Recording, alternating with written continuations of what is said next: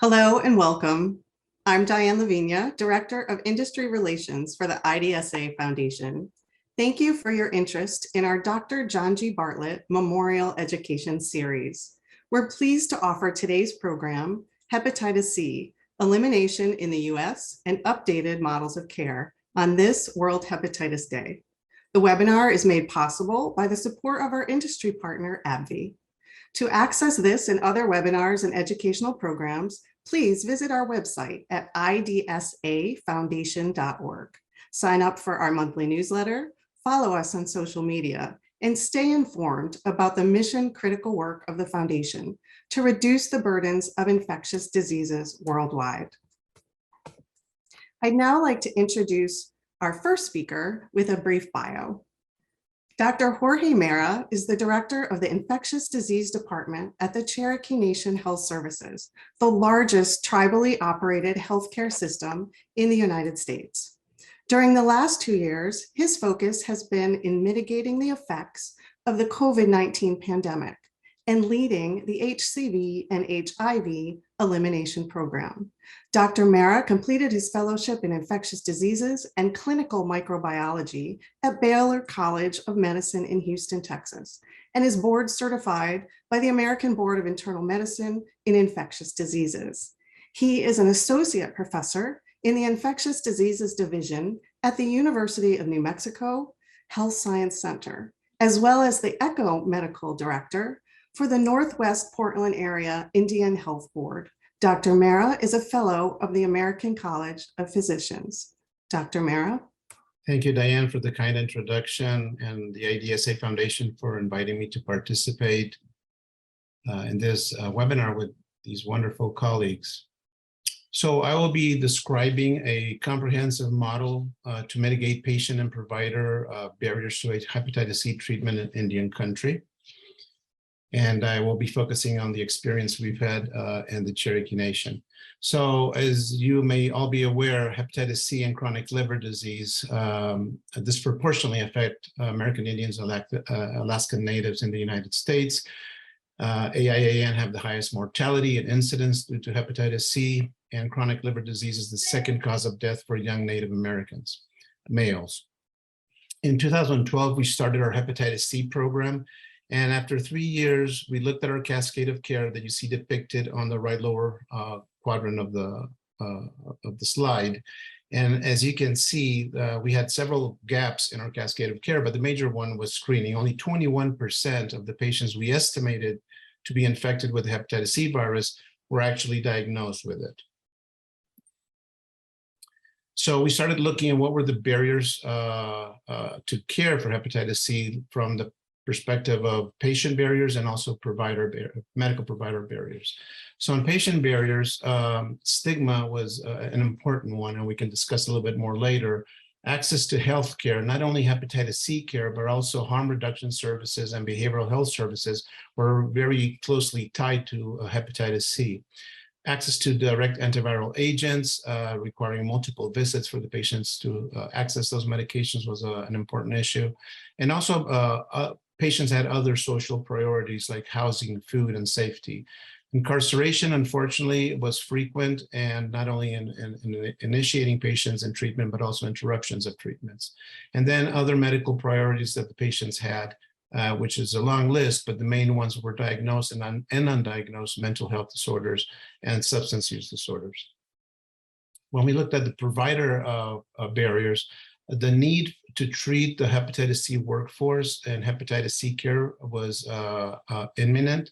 And of those professionals who had the appropriate training, there were severe time constraints, times in medication procurement, the implementation of RVUs in the system also had a barrier, and them being able to dedicate more time for hepatitis C.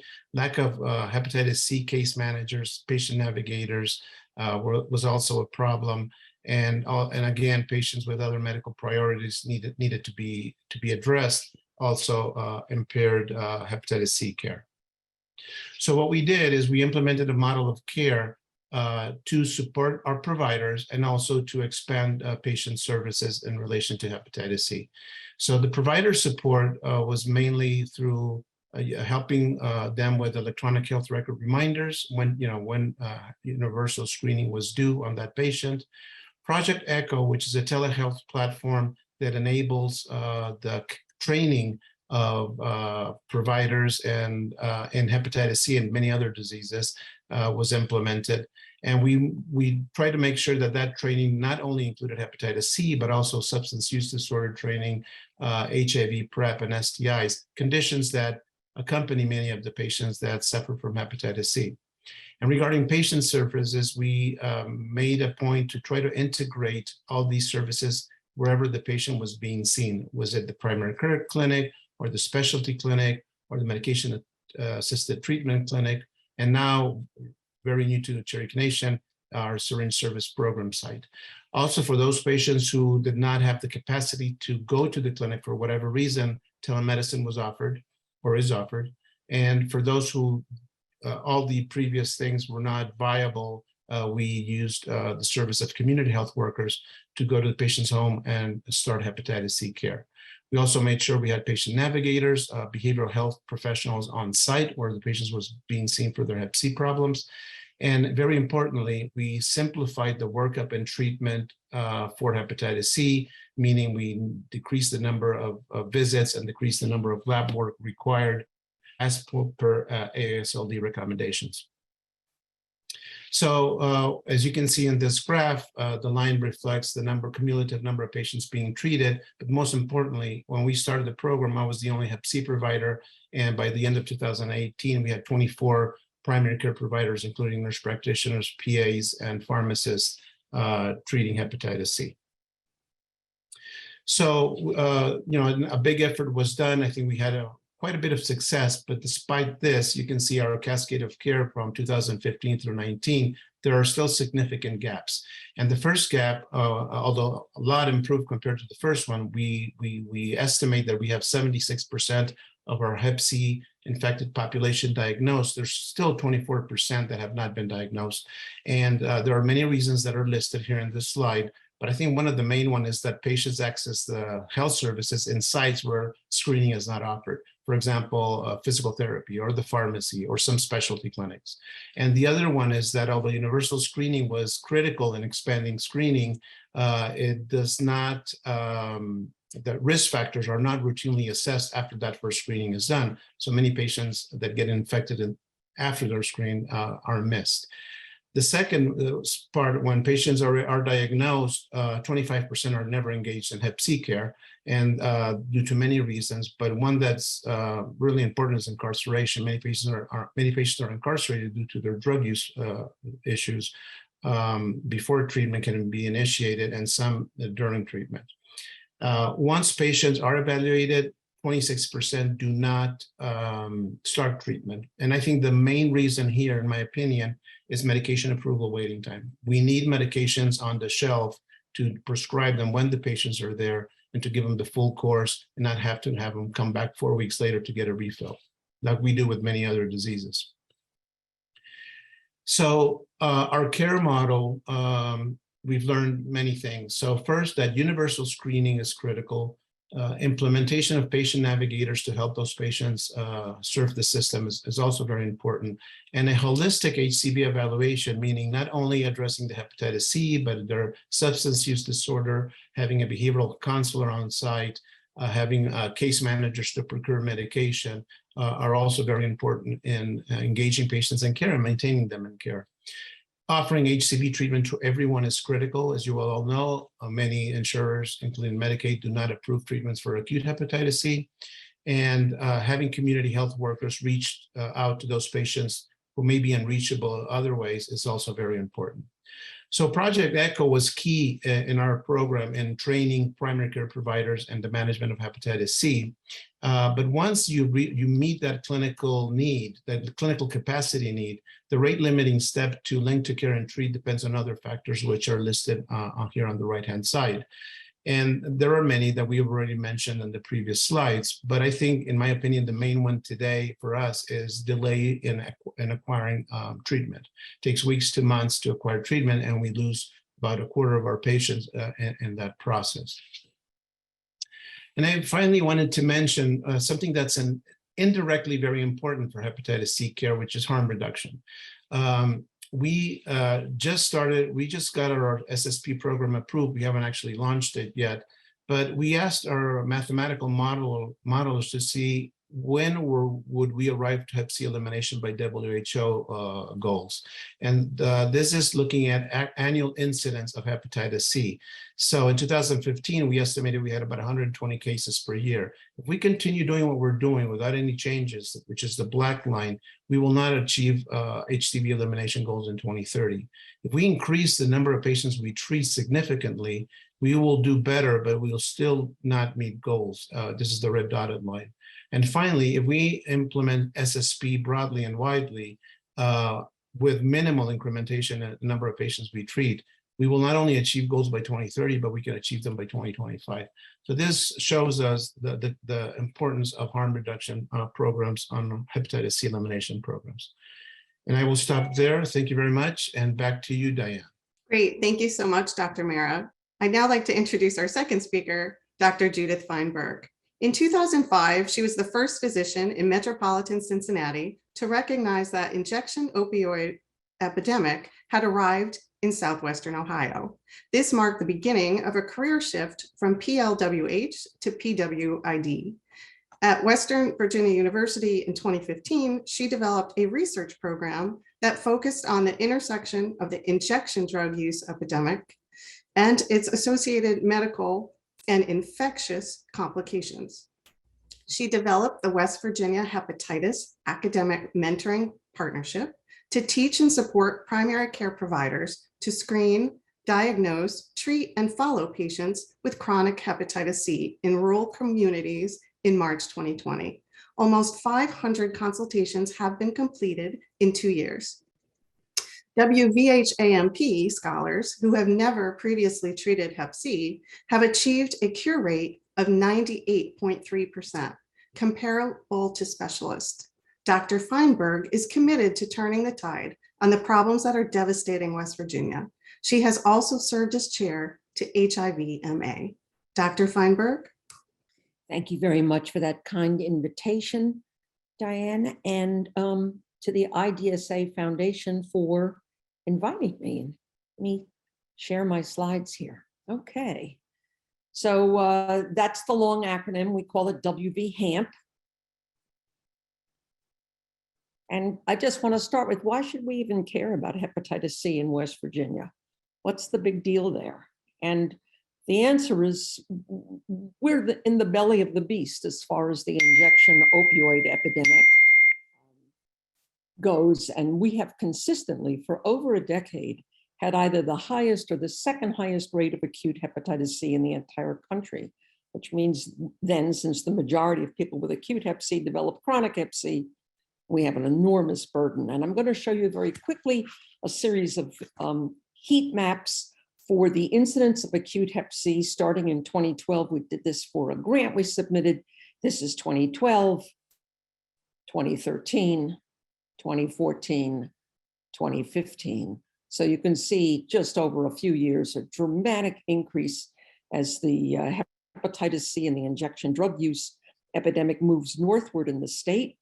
And here I contrast two heat maps. The one on the left is overdose fatalities. It's in a different color scheme, but I think on the right is the bottom of the previous slide. And I think it doesn't take too much to convince you that acute Hep C and injection drug use are two syndemics, two intertwined epidemics. So we developed WVHAMP because we really needed to increase access to Hep C. I think those slides were pretty convincing. West Virginia Medicaid, until just a month ago, had required primary care providers to treat hepatitis C under the guidance of a specialist, which in their eyes was a hepatologist, a GI doc, or an ID doc. But we have very few specialists in West Virginia, almost none in rural areas.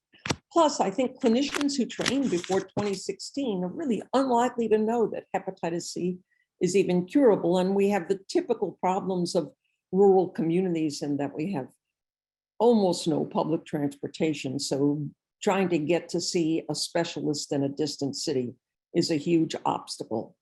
So WVHAMP is a training and consultation process that enables primary care and addiction care providers to manage hepatitis C in the community.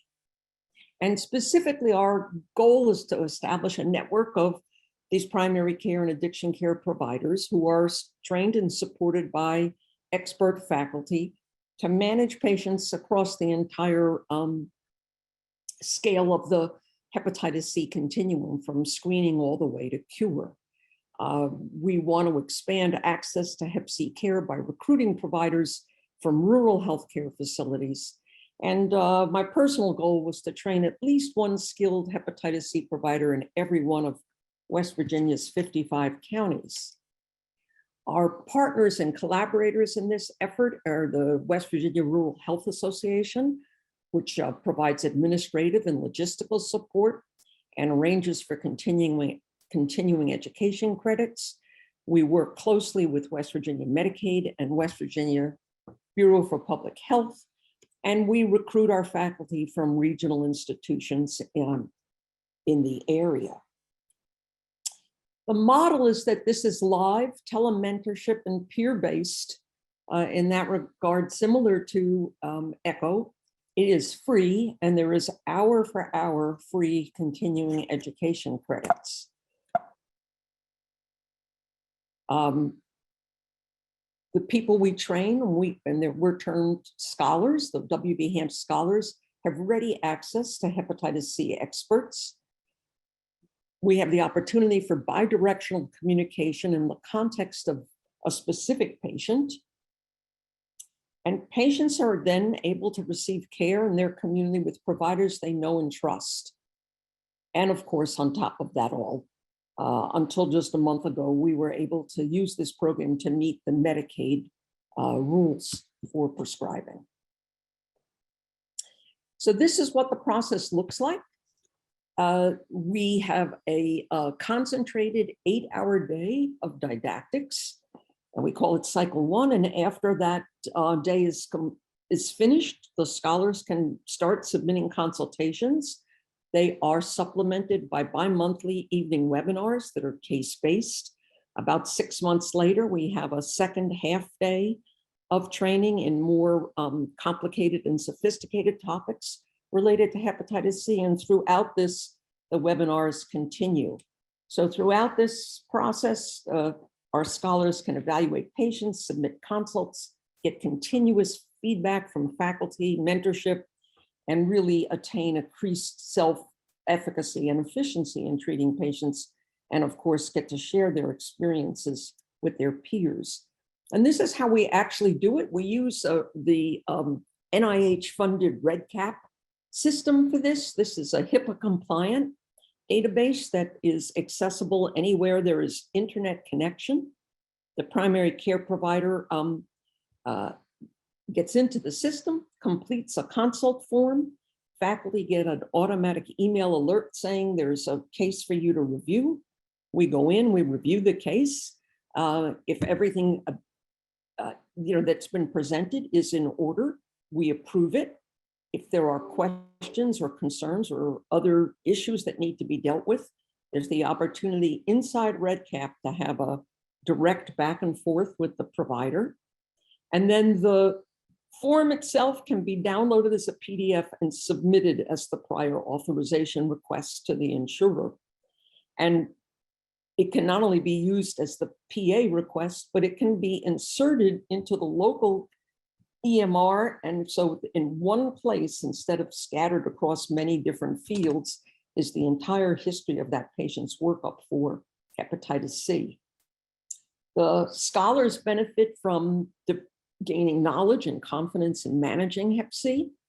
And very important to primary care providers, they are then able to provide complete care for their patients, which is just really important in how they conceptualize and what their worldview of primary care is. They contribute to local microelimination of Hep C. As I mentioned, they get hour for hour continuing education credits. But really, best of all, if you stop and think about it, there's almost nothing in adult medicine that you can cure. You can make things better, but you can't make them go away. And in the case of hepatitis C, you can cure them, and that is just a fantastic feeling. We cover the whole waterfront of hepatitis C. As I said, people who have been trained, completed their training before 2016, typically have little knowledge about where we are in the management of Hep C. So we go over the natural history and epidemiology, how to screen and evaluate patients, how to interpret liver function tests, how to evaluate fibrosis stage, how to determine people's Hep A and Hep B status and what vaccinations they may need, how to evaluate the patient's readiness for treatment. We have specific 2 talks about managing the substance-involved patient. And then we go on to, in that 8-hour day to treating Hep C, and we go over the treatment choices. We review the prior authorization process. We talk about how they can get assistance from specialty pharmacies, and we review key drug interactions. Because the majority of people who have Hep C are between 20 and 40, we also address the issue of hepatitis C in women of childbearing potential because of the possibility of vertical transmission of hepatitis C, of course, to the newborn. We discuss how to follow patients after their cure, when to refer them. And starting in June of last year, we added HIV pre-exposure prophylaxis, as we've had 3 distinct HIV outbreaks among people who inject drugs in West Virginia, and this is clearly a need. And then, of course, what's good about this is that people hear from their successful peers. Here's a map that shows the counties in which we have scholars who have already submitted at least 1 consult. So it's represents 23 out of our 55 counties. So we're getting close to halfway there. And here's what our achievements look like as of earlier this week. We have received 688 initial consultations in just 27 months. And what's really important, I think, is that referrals now represent almost 40% of all the new consultations, which means that our scholars are being recognized as experts in their community. 225 of these patients have completed therapy and reached the time point for determining an SVR12, a cure. 98.2%, 221 out of 225 individuals have achieved cure.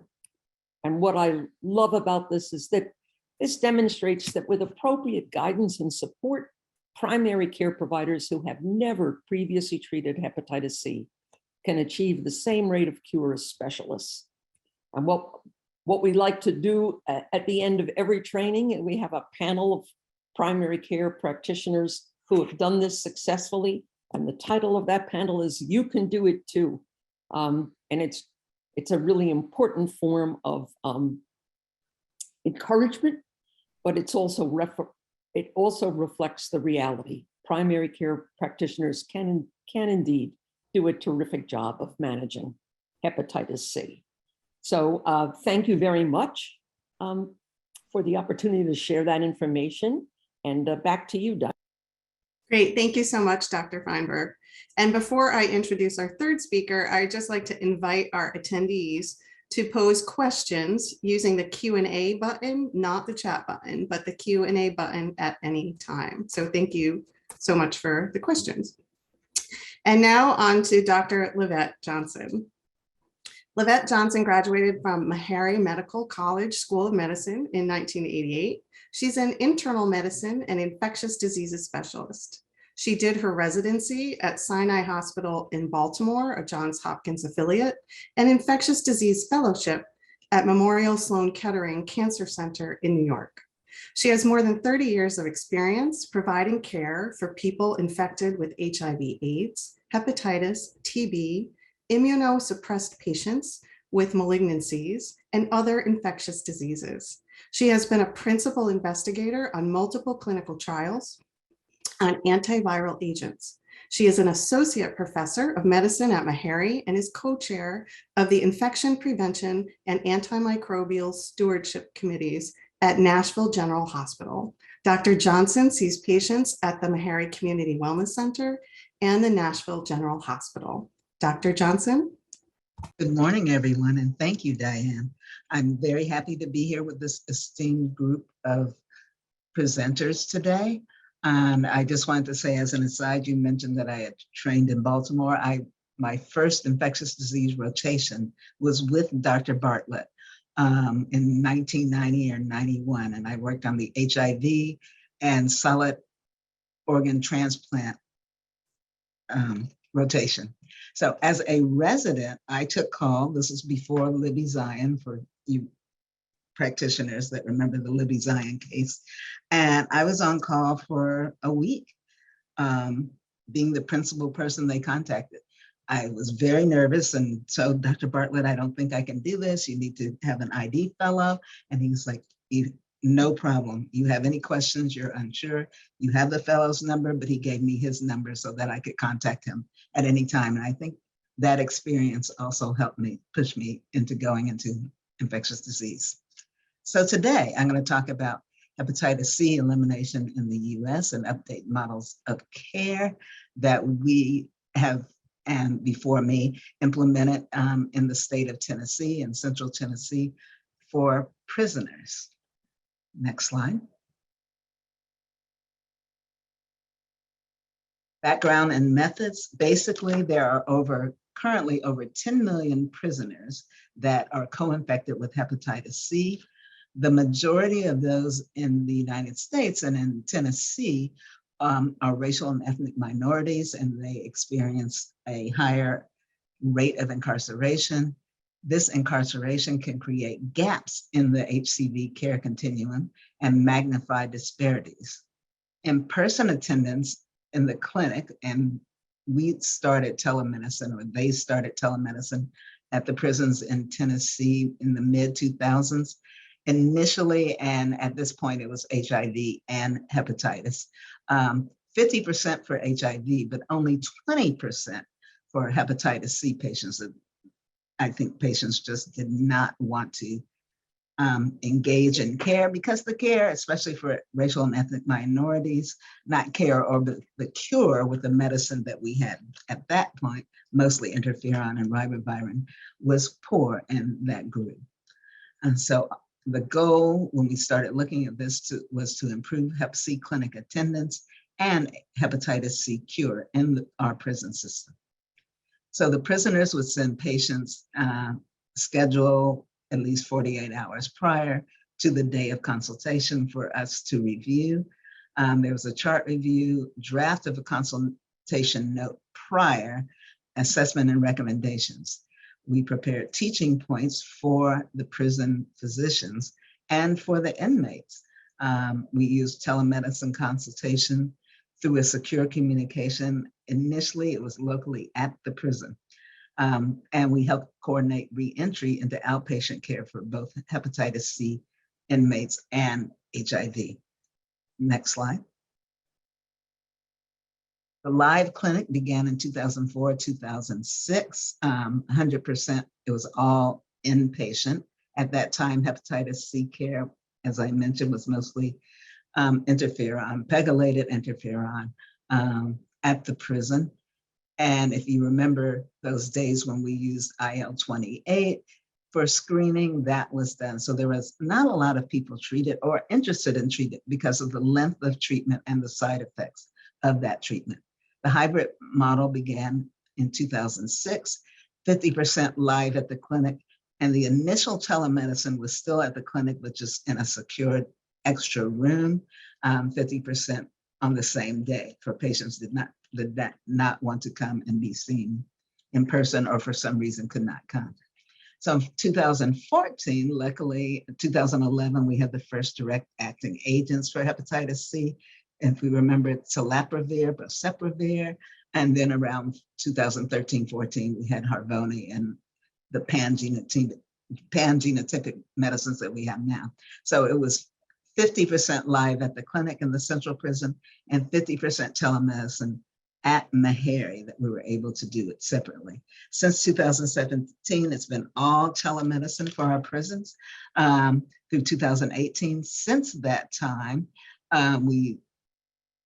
because of easier access and better treatment, it increased the number of patients that were screened and tested and were interested in treatment. So since 2019, we have only just done hepatitis treatment for the prisons, and HIV is seen by a different entity. Next slide. So initially, like I said before, clinic attendance was 50% for HIV and co-infected during live clinic only. And since then, it's been 90% or greater for the hepatitis C patients. We've seen improved communication, patient-provider relationships, improved continuity of care, improved linkage and engagement of inmates in transition, and opportunity to train medical students and residents with the telemedicine. Why? There's been a cost saving for the prisons for transportation. Usually there were 2 guards that accompanied them. Now there's 1 guard and 1 nurse, and it's on site. Elimination of a temporary stay in a holding cell, which was initially done when the telemedicine was on site. No fear for the inmates to lose their prison cell upon returning, and less frequent appointment cancellations due to family visits, parole board meetings, or just not feeling well. Next slide. Limitations of the study. So we are not able to account for unknown factors that could have affected adherence to telemedicine and HCV therapy that may contribute to even improving viral suppression anymore. It did not evaluate the impact of telemedicine on the provider and on patient knowledge. Most importantly, and I think we probably would have a good measure now, it did not measure patient satisfaction about the telemedicine program. But I think with pan-genotypic testing and testing available for all, that patient satisfaction, from what I can see, is very well. The fixed budget, though, doesn't include adequate coverage for all imaging, especially if you need a triple phase CAT scan or a MRI to look for mass. They tend to favor mostly ultrasounds, even if we suggest CAT scans or 3-phase screening. Limited also for endoscopy for patients with portal hypertension looking for varices. And I have not seen, and I'd be interested if anyone else who is listening or is on the panel, that were able to get liver transplantation. And that's, again, budget related. In 2016, a group of prisoners filed a federal lawsuit against the state of Tennessee because initially in mid-2000s early, they were only referring patients or testing patients that they thought were the most severe or had a higher level of fibrosis or were symptomatic. And that they filed it based upon just access to care, and they thought they were being discriminated against. They did not win that suit, but it allowed the prison to increase testing and testing everyone that comes in, that is admitted in prison. And all are now eligible for treatment and evaluation with these medications in the prison systems.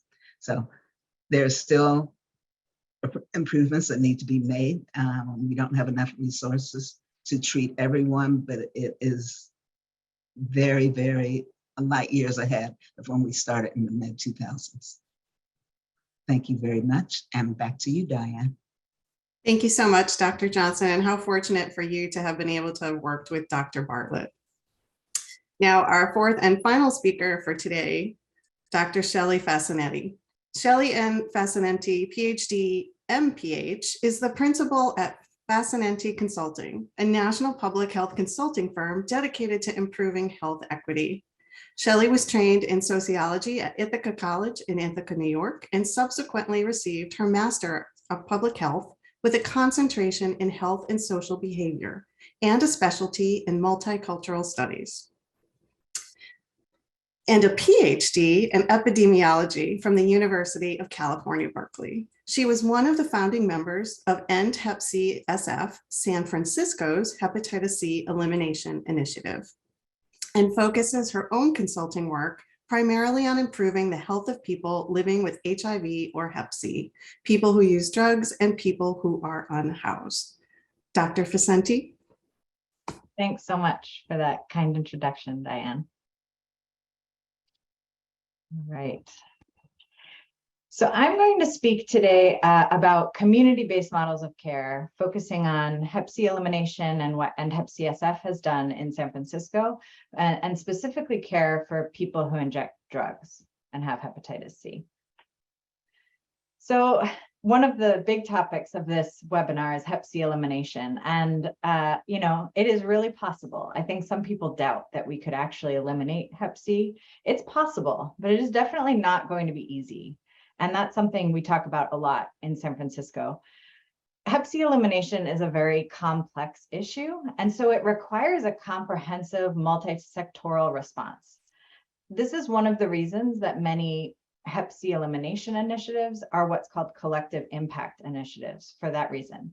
And collective impact is different than just a coalition or collaboration. It's not just we'll get together and have task force meetings and kind of all work on this issue, but it really is looking at how to work together in a cohesive way, according to these 5 principles on the slide. It's a framework for people to really tackle these entrenched and complex social problems, like Hep C, that's really difficult to eliminate. And so Hep CSF is based on this collective impact model.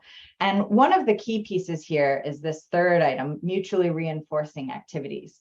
So that means that all different players within the collective impact initiative have different expertise, different connections. They bring different things to the table, and that is leveraged as part of the overall picture. So we have advocates who ask for money, that goes to the Department of Public Health. The Department of Public Health asks the community what the community needs. You know, community organizations puts the money out accordingly. Community providers have syringe services programs and hepatitis C testing and linkage. Doctors and nurse practitioners work with those community organizations to provide low threshold Hep C treatment. All the community is involved in this work for it to be successful. Everyone has a role, and we think of everyone's role as important and part of a big puzzle that's cohesively working together towards the end. So in San Francisco, we have a good set of conditions for Hep C elimination.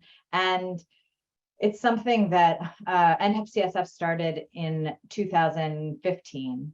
And it started because there were a few key champions of this issue who said, we have all of these pieces here. These things are already happening, but we need to put them in place in a cohesive way and really think about how we can work together to focus on Hep C elimination.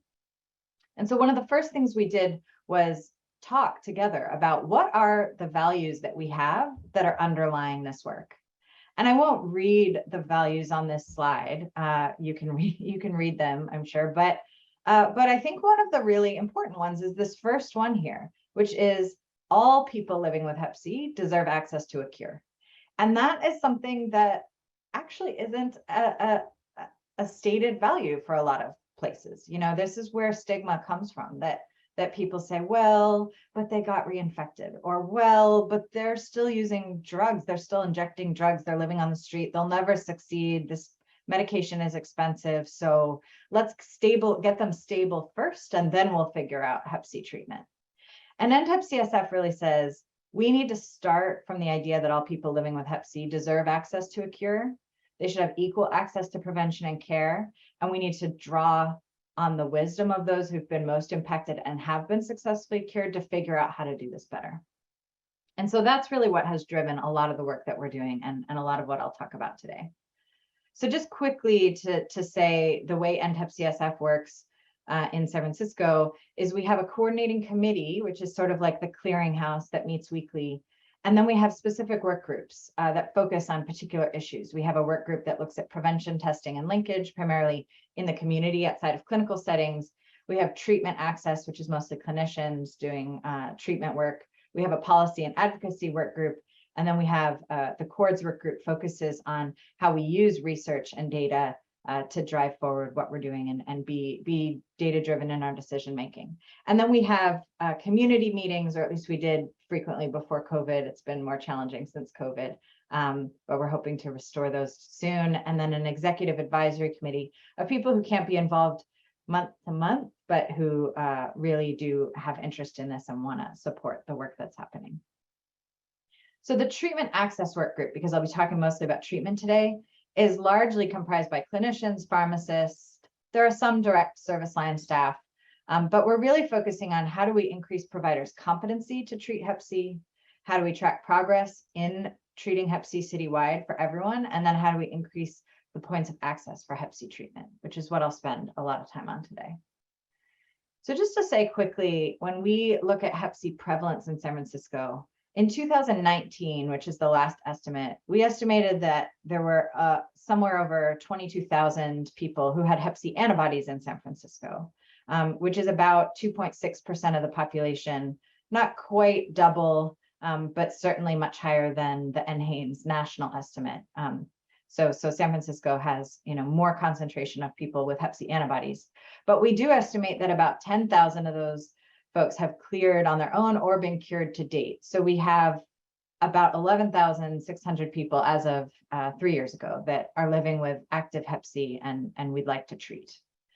But of those, people who inject drugs make up 90% of those active Hep C infections. They're only 3% of the total population, but 90% of those 11,600 San Franciscans living with active virus. So when we talk in End Hep CSF, we talk a lot about how do we get treatment to everybody, but specifically we have to address this issue and figure out how to get treatment to people who are actively using drugs in order to make a dent here. Otherwise, we'll never eliminate Hep C. And what we often hear from people who inject drugs, often people who are unhoused, who are cycling in and out of being incarcerated, is they don't treat people like me. I can't get treatment. And that's really what we're trying to change in San Francisco. So the first way we did that is a treatment access strategy of trying to focus on Hep C treatment in primary care, particularly primary care settings that accept Medi-Cal, which is California's version of Medicaid, that see people who inject drugs, people who are unhoused, and really thinking about how we can do better outside of hepatology clinics, but really in primary care settings when we can get people to primary care. We know that it's patient-centered, it's feasible, safe, efficient. Both clinicians and patients really appreciate when they can successfully treat someone for Hep C, and we just know this is a really important way to reach people. So in February 2016, which is, I guess, a long time ago now, we started a real initiative to focus on this. We had in-person trainings for prescribers, and then started an e-consult system where prescribers who wanted to do this but weren't really sure how could put in a consult request for some really skilled providers who had treated a lot of folks for Hep C, and then provided individual technical assistance for each clinic to figure out how to get that clinic online with really having a lot of people treat in primary care.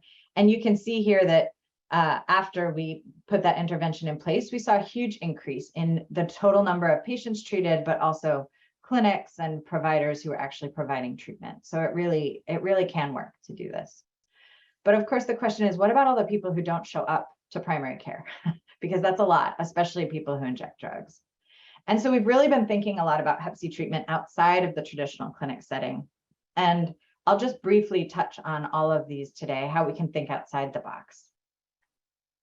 So one is the Opiate Treatment Outpatient program, which is through San Francisco General Hospital, but is a methadone clinic through the hospital.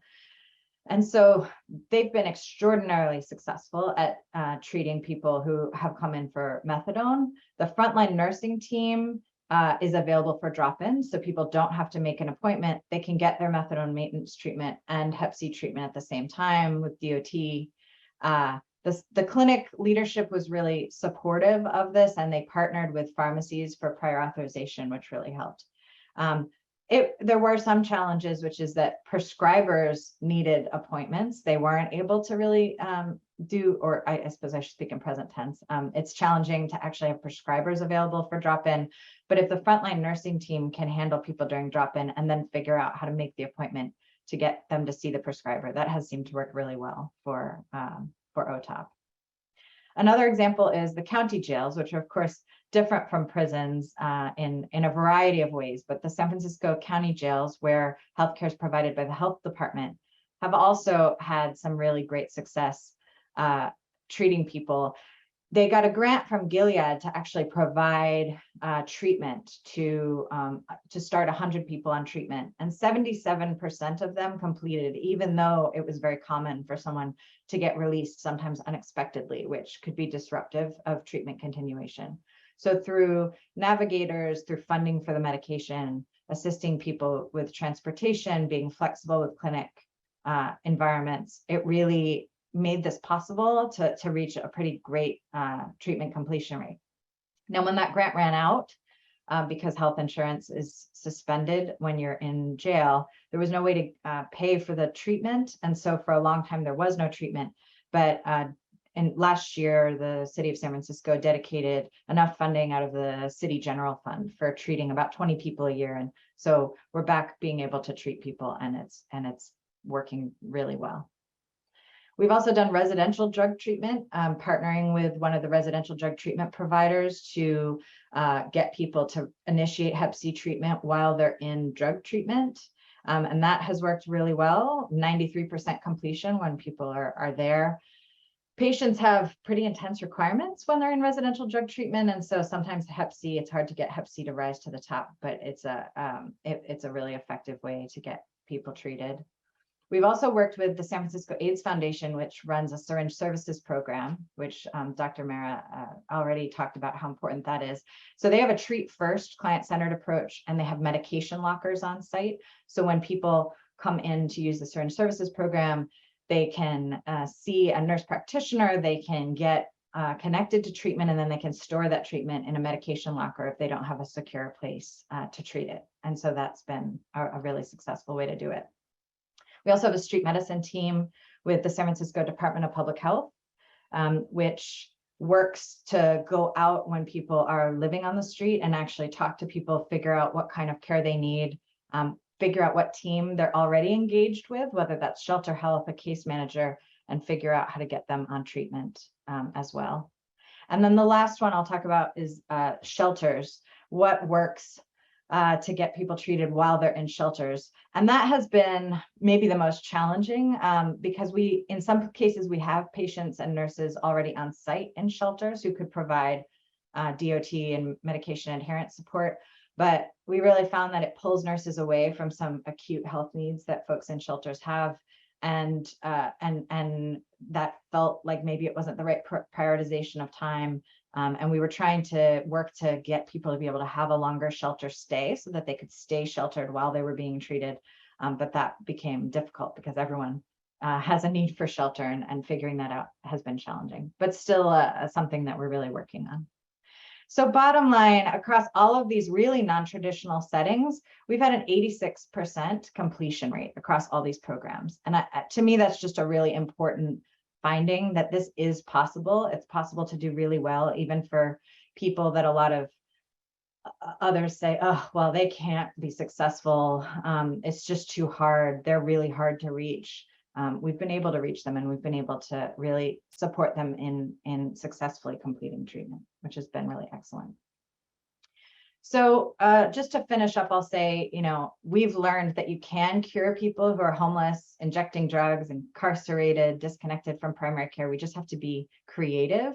And we've really found that Hep C cure often serves as a catalyst for additional changes, that this is something that people feel like, if I can be successful with this, then this can really make a huge difference for me. And so there are some other lessons learned here, but I think in the interest of time, I'm going to actually just skip to my final slide here and say, you can learn more about End Hep CSF at this website and get in touch. We would certainly love to talk more. Thanks so much. Back to you, Diane. Oh, wonderful. Thank you. And thank you again to Doctors Mara, Feinberg, Johnson, and Vicente on your insightful presentations. So now we've come to the Q&A portion of our presentation today, and we do have a couple of questions that I'd like to pose to our panelists. The first is, do you find a similar correlation with injectable drug abuse and other strains of hepatitis as you do Hep C? So even among people who inject drugs, you see the same primary genotype, which is 1, and 1A much more commonly than 1B. But what is I think a real marker of hepatitis C among people who inject drugs is when you start seeing a lot of genotype 3. So for example, 30+% of the hepatitis C we see in West Virginia is genotype 3. So there's that correlation. Great, thank you so much. Another question, are syringe service programs important for Hep C elimination? And if so, why are they not more widely available? Yeah, I will start to tackle that question. So they're critical for elimination. Actually, I cannot envision eliminating hepatitis C without a syringe service program. As Shelley mentioned and the other speakers, more than 90% of the infections occur in people who inject drugs.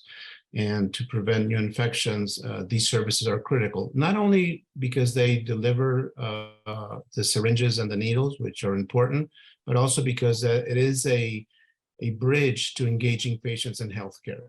And you can offer a plethora of services when they come in beyond that syringe and needle, like behavioral health services, other STI screening, HIV prevention, et cetera.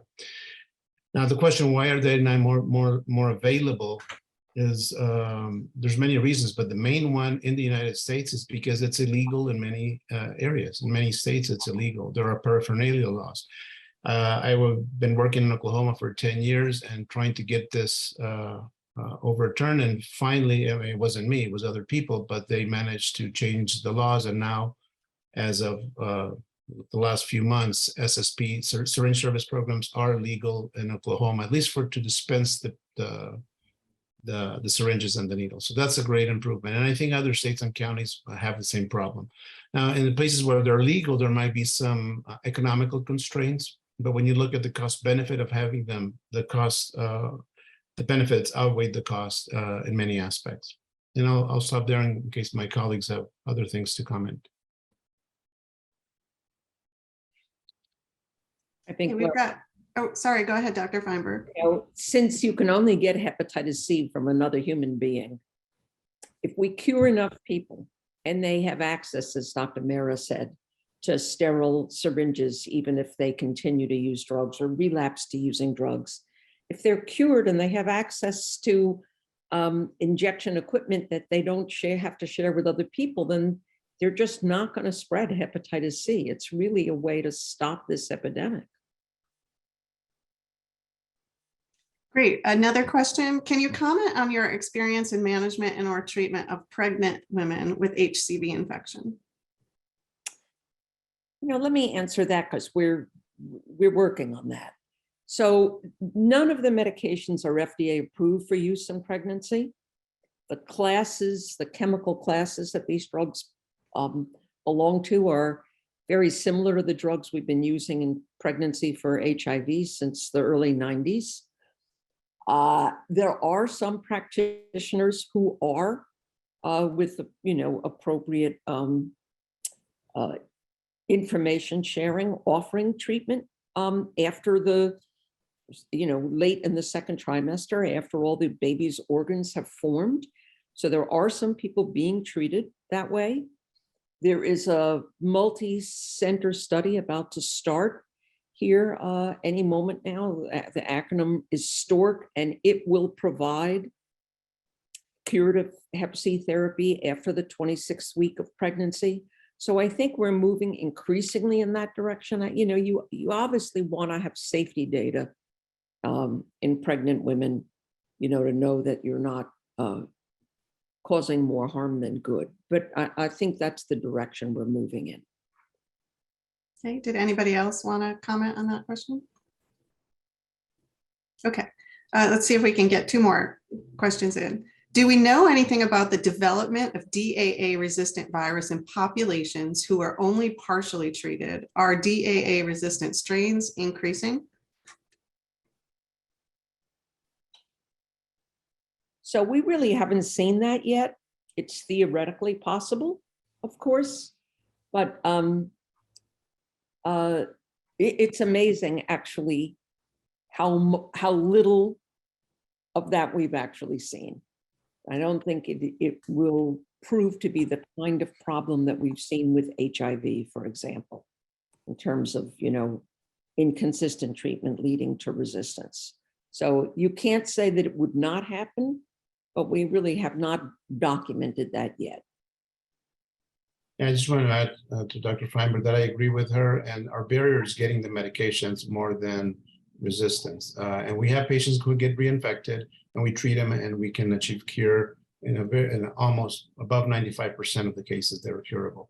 So it could be a problem in the future, like she said, but right now that's not our barrier. I agree with both Dr. Feinberg and Dr. Mera.